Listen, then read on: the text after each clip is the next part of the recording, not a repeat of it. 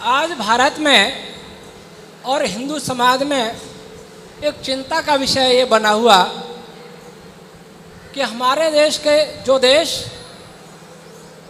संसार में चक्रवर्ती राष्ट्र नाम से जाना जाता था, जो देश जगत गुरु नाम से जाना जाता था, जो देश सोने की चिड़िया इस नाम से पहचाना जाता था, उस देश की ये अधोगति क्यों हुई? वह चक्रवर्ती राष्ट्र 1000 वर्ष की गुलामी में क्यों रहा? वह जगत गुरु राष्ट्र जगत का शिष्य दीनहीन कैसे बना? वह समृद्ध राष्ट्र कंगाल कैसे हुआ? किसने इस देश को लूटा हजारों वर्ष तक, सैकड़ों वर्ष तक, और किसने किस कारण से लूटा? और इस देश को जो अपनी धरती वास्तव में मानता है उस हिंदू समाज की अधोगति आज क्यों है? इस पर चर्चा के लिए विचार गोष्ठी रखी है।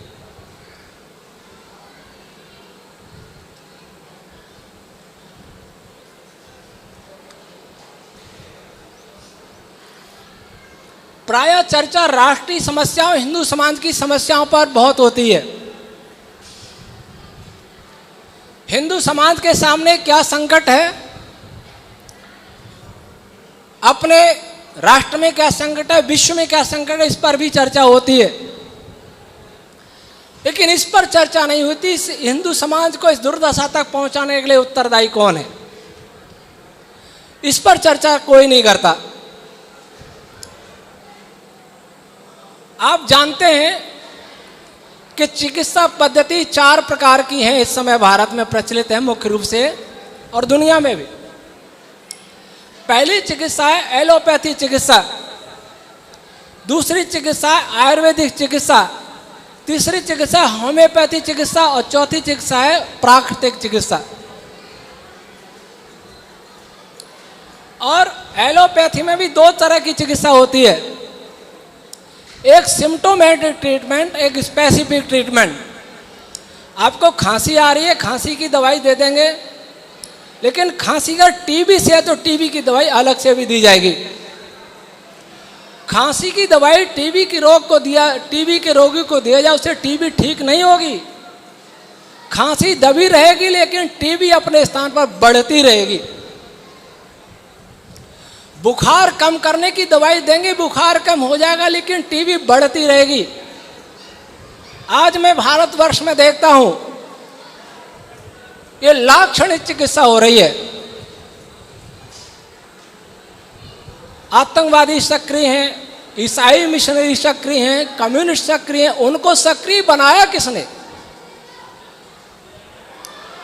हमारा देश वह देश है जिसके सबसे पहले राजा इक्ष्वाकु हुए। हमारा विश्व वह विश्व है जिसके सबसे पहला राजा भगवान मनु महाराज हुए। तो मनु महाराज की भूमि, भगवान ब्रह्मा जी की भूमि, भगवान शिव की भूमि, भगवान विष्णु जी की भूमि, देवराज इंद्र की भूमि, मर्यादा पुरुषोत्तम श्री राम की भूमि, योगेश्वर कृष्ण की भूमि की दुर्दशा किसने की? कौन उत्तरदायी है? आप सोचते हैं इस्लाम उत्तरदायी है, इस्लाम से पहले कौन उत्तरदायी था? आप सोचते हैं ईसाई उत्तरदायी हैं, ईसाइयों से पहले कौन उत्तरदायी था? आप सोचते हैं कम्युनिस्ट उत्तरदायी हैं, कम्युनिस्ट मत चलने से पहले कौन उत्तरदायी था? क्या हमने इस पर कभी सोचा? इस सृष्टि में एक बहुत बड़ा नाम आता है जिनका नाम स्वयंभू है, भगवान ब्रह्मा जी, जो भूमि से पैदा होने वालों में अंतिम थे। मनुष्य युवावस्था में भूमि से पैदा हुआ और भगवान ब्रह्मा जी ने क्या पढ़ा? भगवान मनु ने कहा अग्निवायुरभिव्यस्तो त्रयं ब्रह्म सनातनम दुदोह यज्ञ सिद्ध्यर्थम ऋग्यज सामलक्षणम। अग्नि, वायु, आदित्य, अंगराजी से 4 वेद ब्रह्मा जी ने पढ़े। ब्रह्मा जी ने आगे पढ़ाया तो ब्रह्मा जी भी वेद पढ़े और मनु जी क्या कहते हैं? अर्थ कामेश्वसक्ता नाम धर्म ज्ञानम विधीयते धर्म जिज्ञासमाना नाम प्रमाणम परमम श्रुति। धर्म के लिए कोई ग्रंथ प्रमाण है तो वेद प्रमाण है। और उन्होंने कहा वेद अखिलो धर्म मूलम, संपूर्ण धर्म का मूल वेद है। और उन्होंने यहां तक कहा कि वेदान अधीत्य वेद वापि यथा क्रमम अविलुप्त ब्रह्मचर्य गृहस्थाश्रम माविषेद। जो चारों वेद सांगोपांग पढ़ाओ ब्रह्मचर्य पूर्वक, नहीं तो 3 पढ़ाओ अथवा 2 पढ़ाओ, कम से कम 1 सांगोपांग वेद पढ़ाओ, उसे ही गृहस्थ बनने का अधिकार है। भगवान मनु का आदेश है। तो ब्रह्मा जी का भी आदेश वेद पढ़ना, भगवान मनु जी का भी आदेश वेद पढ़ना। अब आगे चलिए, भगवान शिव उन्होंने महाभारत में कहा वेदोक्त परमो धर्म। जो वेदोक्त धर्म है वो सबसे परम धर्म है। तो भगवान शिव ने भी वेद की महिमा गाई। महाभारत उठा के देखना, विष्णु सहस्त्र नाम पढ़ना, उसमें 2 नाम ये भी पढ़ना, उनका नाम वेद और वेदवित। वेदों के ज्ञाता जिन भगवान विष्णु का नाम वेदवित है, तो वह भी वेद पढ़ते थे, वेदों के जानने वाले थे। आगे चले, भगवान श्री राम जिनके लिए महर्षि वाल्मीकि लिखते हैं वेद वेदांग विज्ञानम धनुर्वेदे च निष्ठितः। वेद वेदांग विज्ञान में प्रतिष्ठित और धनुर्विद्या में ऐसे श्री राम। ये किसने कहा? महर्षि वाल्मीकि जी ने। वाल्मीकि जी ने कहा, महर्षि नारद जी ने कहा और वाल्मीकि जी को बताया। वाल्मीकि रामायण में पढ़ लीजिए। अब आते हैं कृष्ण भगवान पर, जिनकी भूमि में आप बैठे हैं ब्रज में। उनके लिए भीष्म पितामह ने क्या कहा? वेद वेदांग विज्ञानम वलम चाप्य धिकम तथा नृणाम हिलोको कौन्यस्ति विशिष्टा केशवादृते। वेद वेदांग विज्ञान और बल में कृष्ण जी से बढ़कर इस लोक में कोई और नहीं है। मैं यहां यह निवेदन करना चाहता हूं कि आप जिन महापुरुषों की पूजा करते हैं वे सभी वेद पढ़ते थे। उन्होंने वेद को ही प्रमाण माना था। वह वेद हमारे हिंदुओं से कहां गायब हो गया? वेद व्यास जी महाराज ने महाभारत में कहा है कि अगर धर्म की हम रक्षा करते हैं, धर्म एव हतो हंति धर्मो रक्षति रक्षितः। यदि हम धर्म की रक्षा करेंगे, धर्म हमारी रक्षा करेगा, और हम धर्म का नाश करेंगे तो धर्म हमारा नाश कर डालेगा। क्या हमने उस वेद धर्म की रक्षा की? महाभारत के बाद महर्षि जैमिनी महाराज के पश्चात कौन महापुरुष है जिसने कहा वेदों की ओर लौटो? आपने सुना है नाम? महर्षि दयानंद सरस्वती। जिन आदि शंकराचार्य जी महाराज ने वेद को विद्या का प्रदीप कहा और वेद को अपौरुषीय कहा, उन आचार्य शंकर जी महाराज की बात किसने सुनी? क्या हिंदू समाज ने सुनी? ऋषि दयानंद ने कहा वेदों का पढ़ना पढ़ाना सुनना सुनाना सब आर्यों का परम धर्म है। यह आर्यावर्त भूमि वेद के नाम से जानी जाती थी। यद्यपि वेद हमारा ही नहीं है, वेद हिंदुओं का नहीं है, ये वेद भारत का भी नहीं है। वेद एक कॉस्मोलॉजिकल ग्रंथ है। ये मेरा अपना रिसर्च है और ऋषियों का रिसर्च है। वेद के मंत्र जो आप आहुतियां देते हैं वो कोई ऐसे नहीं है, किसी मनुष्य की रचना नहीं है। सृष्टि जब तक बनी भी नहीं थी, सृष्टि का मूल पदार्थ बेसिक मटेरियल कॉज था, उसमें जो वाइब्रेशन पैदा हुआ, ईश्वर ने जो वाइब्रेशन पैदा हुआ वो वाइब्रेशन है वेद मंत्र। हमारे ब्राह्मण वेद पाठी जो परंपरा से वेद पाठ करते हैं और वो वेद पाठ हम सुनते बैखरी वाणी में, अगर हमारे पास ऐसी टेक्नोलॉजी आ जाए कि हम पश्चंती वाणी को बैखरी में बदल दें, तो एक एक एटम के अंदर हमें वेद मंत्र सुनाई देगा, एक एक पार्टिकल के अंदर हमें वेद मंत्र सुनाई देगा। इस लाइट की किरणें मेरे पास आ रही हैं, एक एक फोटोन के अंदर गायत्री मंत्र सुनाई देगा, ओम भूर्भुवः तत्सवितुर्वरेण्यं ये सुनाई देगा, इसमें विश्वान देव मंत्र सुनाई देगा।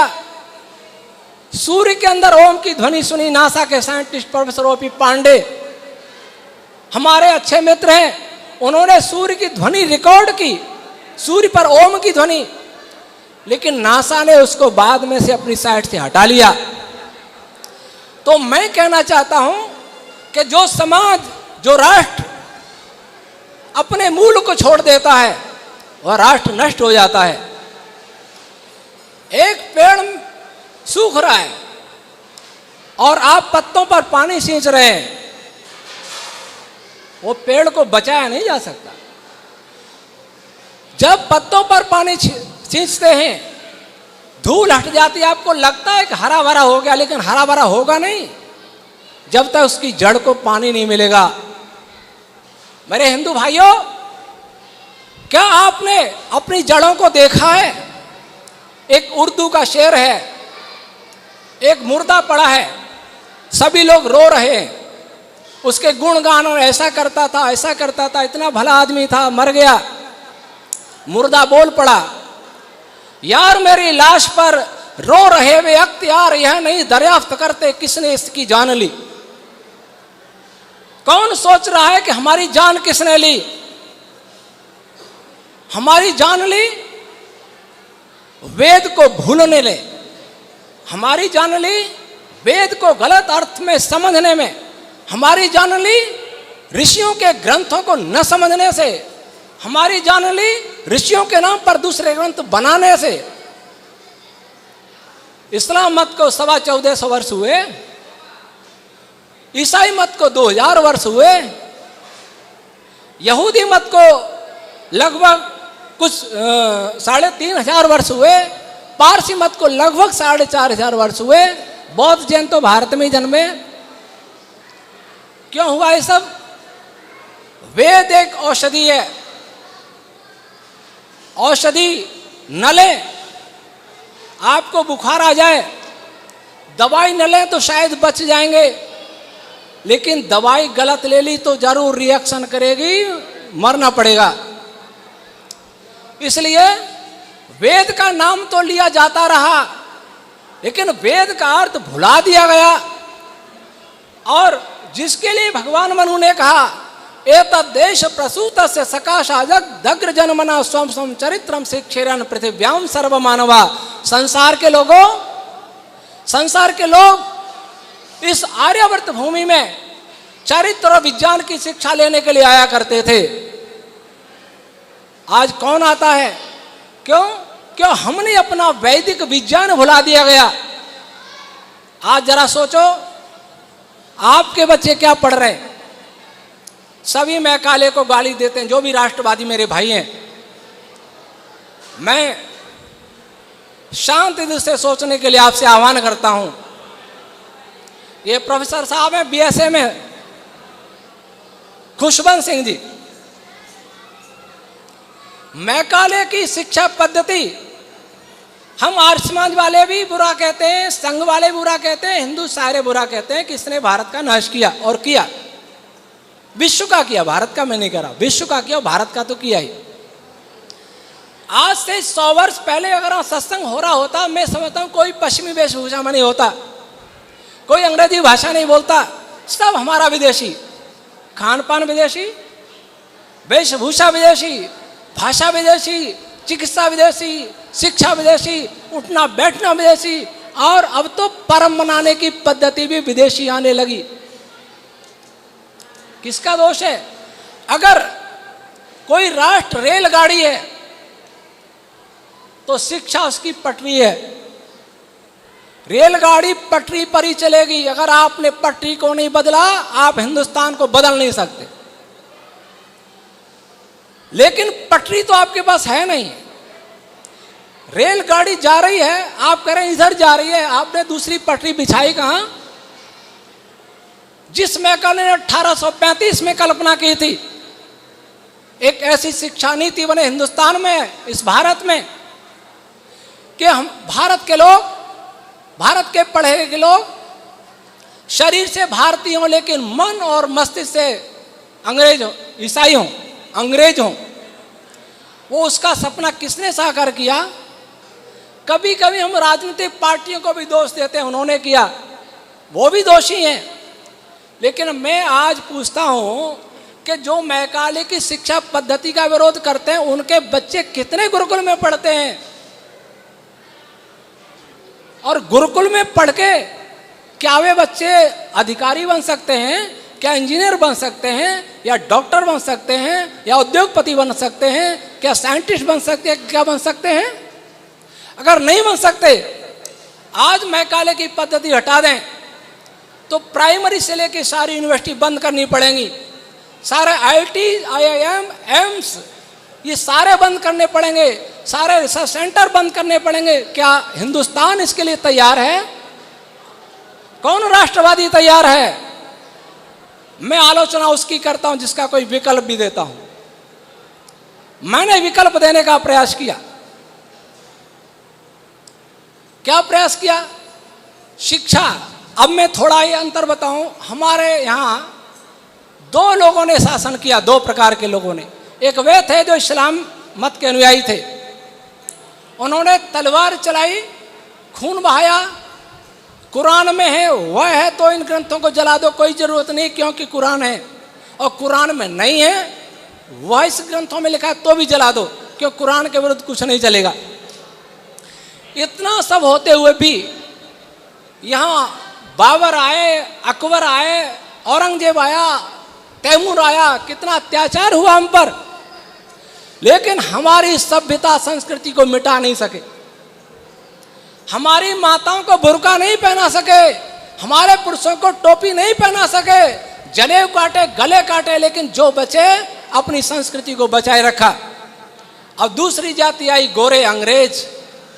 कितने साल शासन किया? 200 वर्ष। 200 वर्ष में सबको अंग्रेज बना दिया।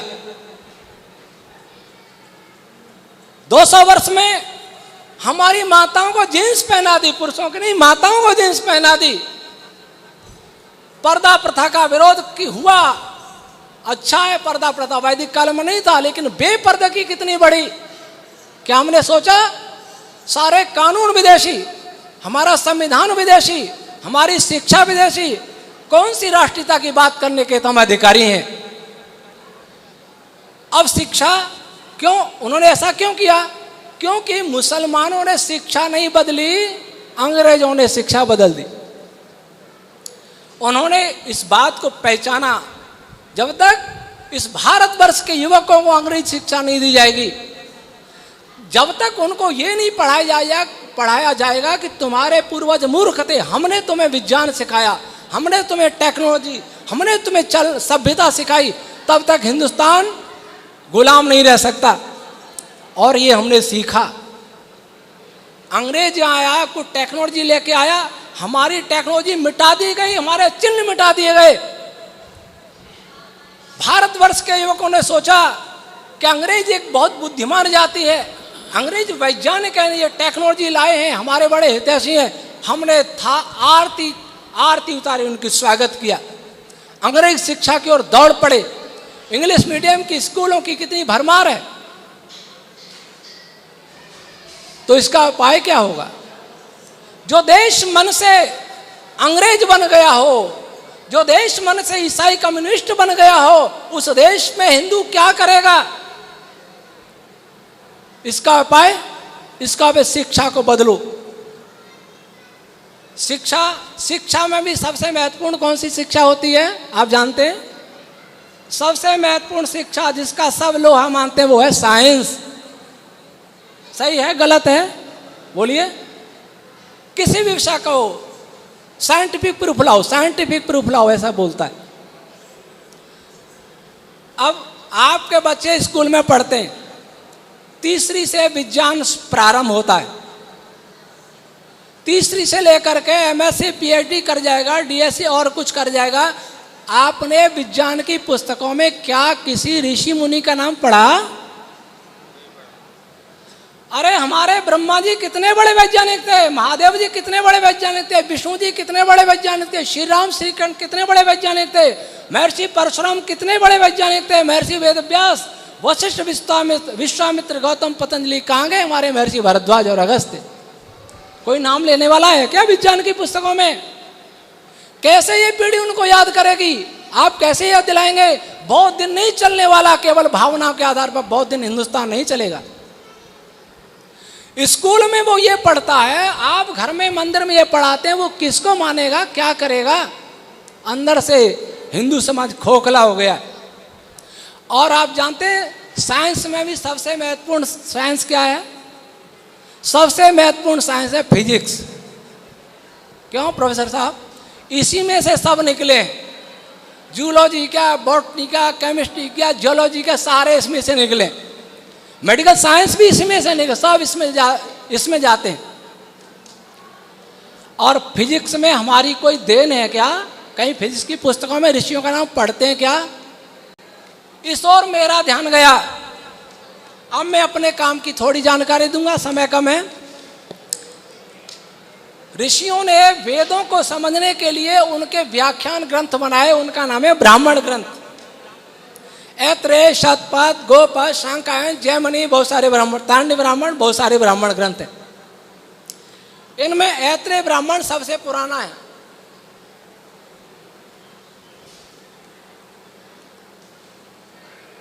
महर्षि ऐत्रेय महिदास जी का। उस ग्रंथ को आप मार्केट से लाके पढ़िएगा, आचार्य सायण का भाष्य पढ़िएगा, विदेशियों का भाष्य पढ़िएगा, और किसी का तो पढ़ लीजिएगा। आपको सीखने योग्य कुछ भी नहीं मिलेगा। पशु बलि मिलेगी, मांस खाना लिखा होगा। मैंने उस ग्रंथ का वैज्ञानिक भाष्य किया जो विश्व में पहली बार हुआ है। उसका नाम है वेद विज्ञान आलोक। प्रधानमंत्री नहीं, उपराष्ट्रपति वेंकैया नायडू जी ने 20 जून 18 को इसका विमोचन किया था। प्रधानमंत्री जी ने मंगाया था, वो हमने भेज दिया था। इसके उस थ्योरी का नाम है वैदिक थ्योरी ऑफ यूनिवर्स। जो साइंस पढ़े लिखे अथवा नहीं भी पढ़े, अच्छे क्वालिफाइड लोग हैं, वो वैदिक फिजिक्स चैनल देखिए यूट्यूब पर, मैं उसको पढ़ाता हूँ। और विश्व के 30-40 देशों में ये पढ़ा जा रहा है, देखा जा रहा है यूट्यूब से। हमने नोबेल पुरस्कार विजेताओं को चैलेंज किया है। मैं प्रोफेसर साहब को बता रहा था, 2017 में ग्रेविटेशन वेव पे नोबेल पुरस्कार की घोषणा हुई। अमेरिका के 3 साइंटिस्टों को बोला मैंने चैलेंज किया, और एक नोबेल पुरस्कार विजेता किप थॉर्न का मेल आया, मैं आपके प्रश्नों से अभिभूत हूं, लेकिन दुर्भाग्य से आपके किसी प्रश्न का उत्तर नहीं दे सकता। हमने कहा आप नहीं दे सकते, मेरे पास उत्तर तैयार है, अब जानना चाहें तो मैं अपनी वैदिक फिजिक्स से दूंगा। तो हम केवल बातें नहीं करते, वैदिक फिजिक्स के आधार पर। अब मैं डॉक्टर साहब की ओर थोड़ा चलूंगा। देखिए बहुत सारी समस्या फिजिक्स में, स्पेस क्या है इसे कोई नहीं जानता, इस समस्या का समाधान हम करेंगे। टाइम क्या है इसको कोई नहीं जानता, इसका समाधान हम करेंगे। एलिमेंट्री पार्टिकल कैसे बनते हैं, उनका क्या स्ट्रक्चर, उसका समाधान हम करेंगे, फिजिक्स में नहीं है। जनरल रिलेटिविटी की वैदिक व्याख्या क्या हो सकती है, इसका ये हम करेंगे उसकी व्याख्या। फोटोन जो आ रहे हैं प्रकाश के कारण, इनकी रचना कैसे होती है, इनका स्ट्रक्चर क्या, ये हम बताएंगे। द्वैत प्रकृति इनकी क्यों होती है, ये हम बताएंगे। और सृष्टि की इनिशियल स्टेट क्या है, ये हम बताएंगे। फोर्स की कौन सी क्वांटम फील्ड थ्योरी पर बल कैसे कार्य करता है, कोई भी बल दुनिया में सृष्टि में कह रहा हूं कैसे काम करता है, इसकी व्याख्या जितनी हम बताएंगे, आज का वैज्ञानिक उसे 100 साल में जान पाएगा या 50-100 साल में। तो हमारा जो ग्रंथ है वो आधुनिक वैज्ञानिकों को 50 या 100 साल के लिए शोध की सामग्री देने के लिए तैयार है। तो ये बताइए कि वेद में विज्ञान सभी कहते रहे, क्या कभी निकाला? जब मेरे सामने वैज्ञानिक आते पूछते हैं क्या सुई भी बनाई, मैं कहता हूँ सुई तो नहीं बने, पर ब्रह्मांड बनाने का ब्रह्मांड बनाने का पूरा मैकेनिज्म मैं दे दूंगा। वेद को जब कॉस्मिक या रश्मियां सिद्ध हो जाएगा, वैदिक रश्मियों से सृष्टि बनी है, क्या कोई मुसलमान विरोध करेगा? करेगा तो कहूंगा तुम्हारे शरीर का एक एक कोश का एक एक एटम, एक एक पार्टिकल वेद की रश्मियों से बना है, करो विरोध। जिस सूर्य के रोशनी लेते हो वह सूर्य भी वेद के मंत्रों से बना है। सूर्य के किरणों से जो फोटोन्स आ रहे हैं, प्रकाश आ रहा है, गर्मी आ रही है, वह भी वेद मंत्रों से बनी है। कौन विरोध करेगा? संपूर्ण ब्रह्मांड वेद मंत्रों से। फिर आपको कहने की जरूरत नहीं पड़ेगी कि वेद ईश्वरी है। तो जो भी पढ़े हैं वो YouTube पर वैदिक फिजिक्स चैनल देखें, सुने वैदिक साइंस, वैदिक फिजिक्स क्या है। और जब तक हम वैदिक फिजिक्स के द्वारा आधुनिक फिजिक्स की समस्याओं का समाधान करेंगे, अभी जगत गुरु बनाने का उपाय क्या है? अमेरिका के पीछे चल रहे हैं, रूस के पीछे चल रहे हैं, चीन के पीछे चल रहे हैं, फ्रांस के पीछे चल रहे हैं, जापान। हम जगत शिष्य बन रहे हैं। भले ही मंगल पर चले जाएं, भले ही सैटेलाइट भेदी मिसाइल बना लें, टेक्नोलॉजी हमने बनाई, उनकी थ्योरी तो उनकी है। आइंस्टीन की थ्योरी है, मैक्स प्लैंक की थ्योरी है, फाइनमैन की थ्योरी है, हमारा क्या है? जिस दिन ऋषियों के थ्योरेटिकल फिजिक्स के आधार पर कोई टेक्नोलॉजी विकसित होगी, और वह टेक्नोलॉजी कैसी होगी? जो देवताओं के पास हुआ करती थी, जो आर्यों के पास हुआ करती थी, ऋषियों के पास हुआ करती थी, वो कहाँ गए सब? तो मैंने एक थ्योरेटिकल फिजिक्स का एक नींव बनाई है। आप में से जो विज्ञान के लोग हैं, युवा हैं, प्रोफेसर्स हैं, विद्यार्थी हैं, PhD स्कॉलर हैं, वो उसको पढ़ें। और मैं विश्वास दिलाता हूं, मैंने इस थ्योरी को राष्ट्रीय सेमिनार में बनारस यूनिवर्सिटी में प्रस्तुत किया था पहली बार।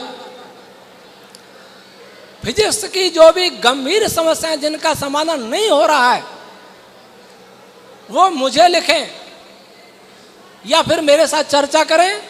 मैं अपनी फिजिक्स के आधार पर, वैदिक फिजिक्स के आधार पर उनका समाधान करने का प्रयास करूंगा। और याद रखिए, फिजिक्स की उत्पत्ति, विज्ञान की उत्पत्ति ईश्वर से होती है। धर्म और विज्ञान समानार्थक शब्द हैं। चेतन के धर्म को अध्यात्म विज्ञान कहा जाता है और जड़ पदार्थों के धर्म को फिजिकल साइंस कहा जाता है। दोनों की उत्पत्ति ईश्वर से होती है। तब हम एक पिता की संतान हैं। अगर उस पिता के आदेशों को छोड़ दिया गया, छोड़ के चलते रहे, लाख प्रयत्न कीजिए, ये हिंदू समाज, मानव समाज स्वस्थ नहीं रह सकता। जिस दिन वैदिक विज्ञान का विकास होगा, प्रचार होगा, आधुनिक साइंस, आधुनिक फिजिक्स की नकेल हमारे हाथों में होगी। मैं नकेल शब्द प्रयोग नहीं करूंगा। जब वे हमारे साथ मिलकर चलेंगे तो संसार के सभी मजहब अपने आप वेदों की ओर आएंगे। और जब वेदों की ओर आएंगे तो पता है फिर मजहब नहीं रहेंगे। एकमात्र वैदिक सत्य सनातन धर्म इस धरती पर रहेगा और वह इस धरती को शांति देगा, वही कल्याण करेगा। हमारा कोई विरोधी नहीं है। जो विरोधी है वे अज्ञानता के कारण है। प्रेम से हमसे बात करें, स्वागत है। जो नए नए मजहब पैदा हुए, चाहे हिंदू समाज में हो या विश्व में अलग जगह हो, मैं उनको आह्वान करता हूं, उनके पढ़े लिखे युवकों को आह्वान करता हूं उनका, कि वे सोचें कि उनका मजहब बनने से पहले उनके पूर्वज क्या थे। मोहम्मद साहब के पूर्वज कौन थे? ईसा मसीह के पूर्वज कौन थे? इब्राहिम, हजरत इब्राहिम के पूर्वज कौन थे? इनके पूर्वज कौन थे? कभी ईरान में महाराज शल्य शासन किया करते थे, अमेरिका में बब्रुवाहन हुआ करते थे, रानी लोपी वहां की हुआ करती थी, चीन में भगदत्त राज्य किया करते थे। वो सब कहां गया? वेदोक्त धर्म जो महादेव जी ने कहा था परम धर्म है, उसको भुला दिया। तो धर्म ने हमको भुला दिया तो धर्म ने हमको मिटा दिया।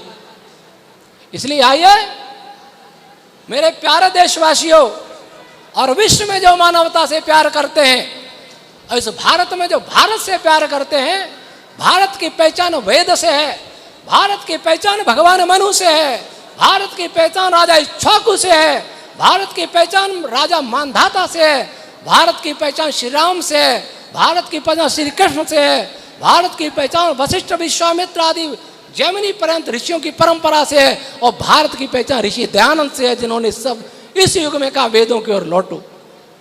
आइए सामान्य मतभेदों को भुलाइए, और एक बात याद रखिए, साइंस वाले कभी झगड़ते हैं क्या? कभी नहीं झगड़ते। अमेरिका वाला, पाकिस्तान वाला, अरब वाला, भारत वाला, चीन वाला, सब फिजिक्स मिलकर के पढ़ते हैं। क्यों डॉक्टर साहब? कभी झगड़ा होता है फिजिक्स के नाम पर?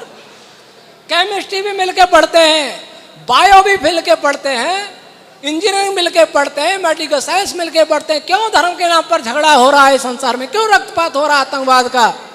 आइए सोचिए, अगर ईश्वर है तो सबके लिए है, ईश्वर नहीं है तो किसी के लिए नहीं है। जो ईश्वर नहीं मानते हैं उनको मैं मित्रता पूर्वक चुनौती दे रहा हूं, मैं फिजिक्स के आधार पर ईश्वर सिद्ध कर दूंगा, ईश्वर फिजिक्स के आधार पर। और ईश्वर है तो एक ही होगा, सबका होगा, न केवल हिंदू का, न केवल भारत का, न केवल विश्व का, बल्कि ब्रह्मांड का होगा। और ईश्वर का ग्रंथ भी ब्रह्मांड का ही होगा, क्योंकि वह ब्रह्मांड का है तो उसका ज्ञान भी ब्रह्मांड का होगा, ग्रंथ ब्रह्मांड का होगा। हम सब ब्रह्मांड के लोग, उसका मोटरसाइकिल आप खरीदेंगे, बुकलेट आएगी, नियमावली होगी, उसको पढ़ के चलाएंगे तो सुखी रहेंगे, तो एक्सीडेंट करेंगे। ईश्वर की नियमावली ये वेद है। इस वेद के अनुसार जब तक कि संसार चलता रहा, जब तक हमारा प्यारा आर्यावर्त भारत देश चलता रहा, तब तक भारत जगत गुरु भी था और चक्रवर्ती भी था, सोने की चिड़िया भी था। और जब इसने नियमावली ईश्वर की बनाई हुई छोड़ दी, ये भारत गरीब हो गया, ये भारत गुलाम हो गया, ये भारत पतित हो गया। आज हम आजाद तो हुए लेकिन बौद्धिक दास्तां में जी रहे हैं। हमारा अपना कुछ भी नहीं है, हम कहने को भारतीय हैं, हमारे एक एक संस्कार, एक एक विचार, सब कुछ बाहरी आवरण विदेशी, विचार विदेशी, आहार विदेशी। कैसे कहते हैं स्वतंत्र हैं? आजादी से पहले जो भारतीयता थी, स्वदेश था, स्वदेशीपन था इस भूमि में, वो आज नहीं रहा है। कौन उत्तरदायी है? संविधान भी उत्तरदायी है, हम भी उत्तरदायी हैं। सबसे बड़ी उत्तरदायी शिक्षा। तो शिक्षा को एक दिन में नहीं बदला जा सकता। मैकाले को बदले हुए भी 150 वर्ष से ज्यादा हो गए। हम ही ने तो वैदिक फिजिक्स की शुरुआत की है। युवकों मेरे साथ आइए, और आने के लिए तैयार हैं बहुत सारे, पर मेरे पास साधन नहीं है। एमटेक वाले, पीएचडी वाले, बीटेक वाले, बहुत लड़के कहते हैं आपसे पढ़ना चाहते हैं, जिन्होंने वेद का नाम नहीं सुना। वे युवक मुझे फोन करते हैं, गुरुजी मैं वेद पढ़ना चाहता हूँ। और जो दूसरे विषय पढ़ते हैं वो कहते हैं गुरुजी मैं फिजिक्स पढ़ना चाहता हूँ। फिजिक्स लो, बीएससी करो, एमएससी करो, फिर आना। तो वेद की ओर आकृष्ट हो रहे हैं बहुत सारे युवक हैं। ये माधव कृष्ण कहाँ से जुड़े? ये भी यूट्यूब से जुड़े। मैं वेद की ओर लौटो, जो ऋषि ने नारा लगाया, मैं भी नारा लगा रहा हूँ, वेदों की ओर लौटो। मैं इतना जोड़ता हूँ, वो कहते थे वेद ईश्वरी ग्रंथ, मैं कहता हूँ वेद ईश्वरी है और कॉस्मोलॉजिकल ग्रंथ है, संपूर्ण ब्रह्मांड का ग्रंथ है, भारत का नहीं, दुनिया का नहीं। तो ब्रह्मांड का ग्रंथ छोड़ करके मानव जाति कहाँ भटक गई। और हिंदू समाज तो इसलिए गर्व करने लायक है कि इस धरती पर वेदों में से तो सभी गए विकृतियां ले लेकर के, लेकिन जो हिंदू जो कहता है उसमें आज भी वो कहता है वेद मेरा है। आज भी वो कहता है कि ऋषि मुनि मेरे हैं। आज भी वो कहता है कि रामकृष्ण भगवान मनु महादेव आदि ये मेरे हैं। आज भी कहता है भारत भूमि मेरी है, इसलिए हिंदू सबसे महान है। लेकिन आत्मा विहीन हिंदू ज्यादा नहीं चलेगा। इस हिंदू जाति का जो शव पड़ा हुआ है और जिस पर आसुरी शक्तियां अट्टहास कर रही हैं, उनके लिए खड़े हो, वेद रूपी आत्मा से अपना, वेद रूपी प्राण से अनुप्राणित करो, अन्यथा बहुत कठिन समय आने वाला है। परिवर्तन संक्रमण चक्र संसार में चल रहा है। हमारे बच्चे ही कम्युनिस्ट बनते जा रहे हैं, पाश्चात्य सभ्यता में ढलते जा रहे हैं, बौद्धिक दास बनते जा रहे हैं। इनको रोकना है तो एक ही उपाय, वैदिक साइंस, वैदिक फिजिक्स, वेद और वैदिक अध्यात्म। आइए ईश्वर हम सब पर कृपा करें, हमारे मन में एक सत्य का अंकुर पैदा हो, ऋषियों और वेदों के प्रति श्रद्धा का अंकुर पैदा हो, पक्षपात हमारे अंदर से निकल जाए, पूर्वाग्रह हमारे अंदर से निकल जाए, फिर से हम संसार के सिरमौर बने, हमारा बात फिर से जगतगुरु बने, फिर से चक्रवर्ती बने, फिर से समृद्ध बने। इन्हीं भावना और कामनाओं के साथ मैं प्रिय माधव कृष्ण को बहुत बहुत धन्यवाद देता हूँ कि मुझे याद किया और मुझे अवसर दिया। लेकिन मैं यह भी आग्रह करूँगा कि इस बीज को मिटने मन देना, इस दीपक को जलाए रहना, अपने साथ कई माधव कृष्ण बनाने का प्रयास करना। वेद बचेगा, ऋषि बचेंगे, सब कुछ बचेगा। ओम शम।